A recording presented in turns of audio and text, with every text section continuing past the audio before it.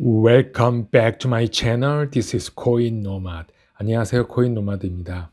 X 제너레이션 B체인에 대해서 한번 알아보겠습니다. 4차 제너레이션, 5차 제너레이션이라고 불리는 B체인은 1세대는 비트코인, 2세대 이더리움, 그리고 거의 모든 코인들이 속해 있는 3세대 코인이 있습니다. 3세대 코인에 더 많은 기능들이 부과된 X 제너레이션 B체인이 있다. B체인, B토르는 1세대, 2세대, 3세대와 좀 틀리게 4세대, 5세대로 전환할 수 있는 프로젝트로 보고 있습니다. B체인의 CEO는 써니 루입니다. CEO이자 설립자, 코파운더인데 초기 블록체인 기업으로는 비체라는 게 있었습니다. 중국의 LV, 즉 루이비통의 CEO로 근무했던 적이 있어서 기술적인 측면과 프로젝트 사업 측면에서 모두 강한 점을 가지고 있습니다. 그래서 이 회사는 미국의 본사를 가지고 있어서 중국의 통제를 받고 있지는 않다. 하지만 중국과 많은 일을 하고 있고요. 그리고 중국뿐만이 아니라 독일, BMW 자동차 회사 등 유럽과도 친밀한 관계가 있습니다. 이 써니루는 기술적인 면과 사업에 대한 균형 잡힌 시각이 있다고 평가되고, 그래서 이 비체인을 만든 근본적인 의미도 기술적인 면과 사업적인 면이 결합돼서 다른 블록체인 프로젝트들이 기술적인 혁신, 확장성, 상호 운영성 등에 초점을 맞추고 있지만, 비체인은 그 거버넌스, 경제 모델, 생태계, 규정 및 변화를 준수를 하는 그런 역량을 가지고 있다. 그래서 다른 코인들과 차별화된 그런 전략을 가지고 있다. 이렇게 평가되고 있습니다. 크립토닷컴 익스체인지 거래소를 보면은 2월 5일자로 비체인과 체인링크가 랜딩 서비스를 시작했습니다. 엊그저께 발표가 났던 일본의 SBI 홀딩스에서도 XRP를 랜딩 서비스에 추가한다. 이런 기세와 같이 요즘에 이렇게 랜딩 서비스를 이제 론칭하는 익스체인지들이 점점 늘어나고 있습니다. 그래서 왜 비체인이 앞으로 유명한가? 왜냐하면 모든 물건과 모든 상품에 다 체인화가 되고 추적하고 언제 만들어졌고 언제 보내고 가격은 얼마고 그런 매뉴얼 등을 다 블록체인 속에 포함할 수 있기 때문에 그런 모든 상품화를 할 수 있다. 그래서 비체인은 앞으로 무궁무진하고, 비체인과 함께 리워드 코인인 비토르도 같이 2021년도에는 급격한 상승을 이룰 수 있다. 이렇게 평가하고 있습니다. 2019년도에 발표된 자료, 2020년에 발표된 자료를 보면은 미국에 있어서 매뉴팩처링 아웃풋을 보면은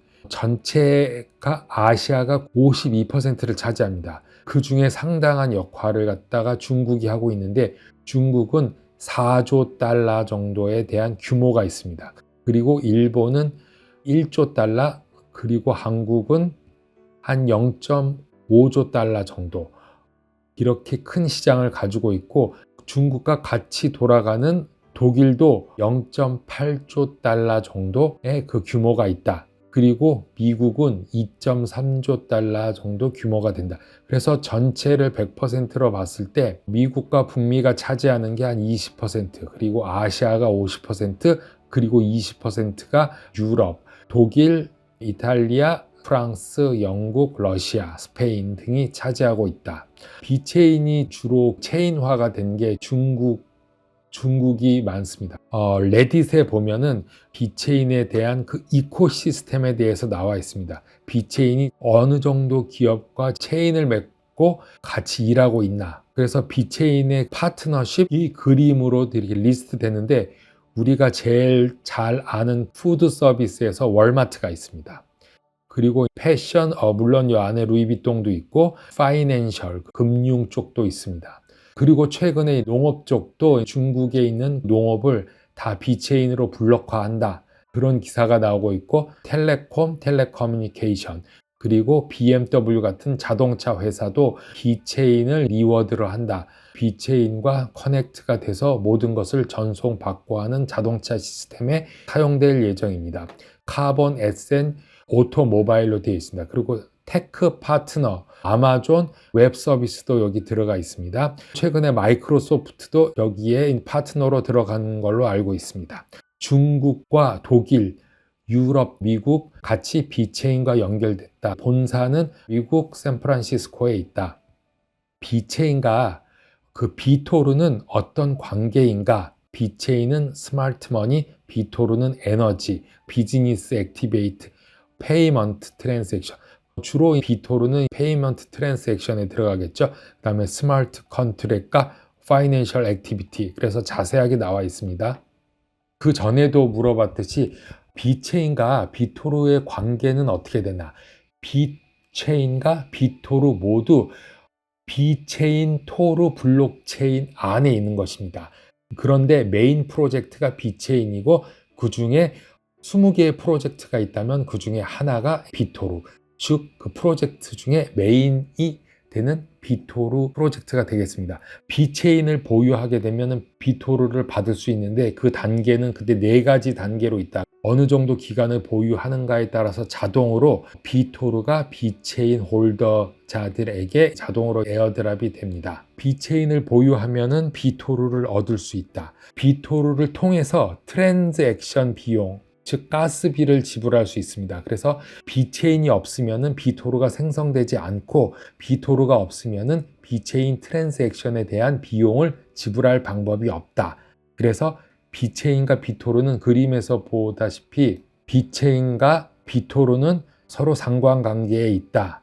디테일하게 본다면 비토르는 생성 속도에 관련되는데 비체인이 생성되는 모든 블록에 작은 수량의 비토르가 생성됩니다. 새 블록체인은 10초마다 추가된다고 하는데 비토르는 0.000432 비토르 생성 속도를 의미한다고 말합니다. 그래서 지갑에 10,000개의 비체인을 가지고 있는 사용자는 매일 4.32의 비토르를 받게 된다는 게 기본적인 건데 수량과 보유 기간에 따라 틀릴 수 있다. 이 속도는 기본 비토르 생성 속도이며 이 세대를 늘리기 위한 모든 이해관계를 투표로 이루어진다고 말하고 있습니다.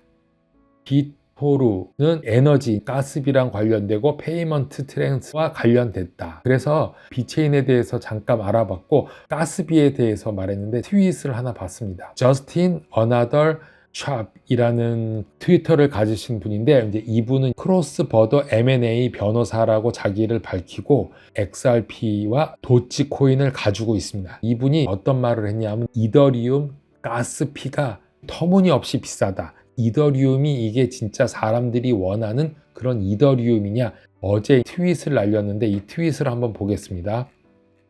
이더리움이 1684불인데 가스피가 646불이나 나왔다. 스냅샷을 트윗에 올렸습니다. 그래서 이게 어떤 내용인지 한번 보겠습니다. 기본적으로 이더리움을 보낼 때, 송금할 때나 스마트 계약을 할 때는 수수료, 가스피, 트랜잭션 피를 내는데 코인을 송금하거나 스마트 계약을 시작할 때 블록체인은 각각의 거래를 블록 단위로 처리하면서 이러한 작업을 위해서 채굴자들이 연산 작업이 필요한데 그 노동의 대가로 이더리움 네트워크에서는 가스를 지급한다고 합니다. 저도 이더리움을 보유하고 있지 않아서 어떻게 가스비가 나가는지는 잘 모릅니다. 채굴자들은 채굴을 통해서 채굴 보상과 연산 작업 보상을 함께 받는 것이다. 그래서 가스 가격은 정해져 있지 않습니다. 하지만 생선자가 원하는 가스 가격을 지정할 수 있고 이때 채굴자들은 여러 거래 중에 어떤 거래를 먼저 할 것인가를 선택해서 가스 가격이 높은 순서대로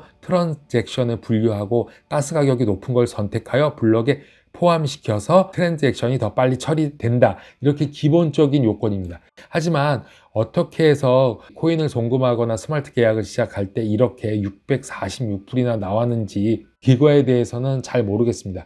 하지만 엄청나게 리트윗이 되고 있습니다. 그래서 이분이 646불의 가스피를 내고 기분이 상당히 나빴다. 이더리움이 과연 굿 플랜이냐, 가치가 있냐? 트윗을 했습니다. 앞으로 이더리움이 10배가 간다. 최소한 2000불은 곧 간다. 이제 이런 얘기가 있는데 사실 이더리움 대항마, 이더리움 킬러로 나온 여러 가지 프로젝트가 있습니다. 그래서 이더리움의 자리를 다른 코인들, 예를 들어서 폴카닷이라든가 어떤 코인들이 대신할 수 있을까? 그리고 보안을 어떻게 될 것인가? 이런 거에 대해서 상당히 관심이 많이 있습니다. 코인 노마드 여기까지 하겠습니다. 감사합니다.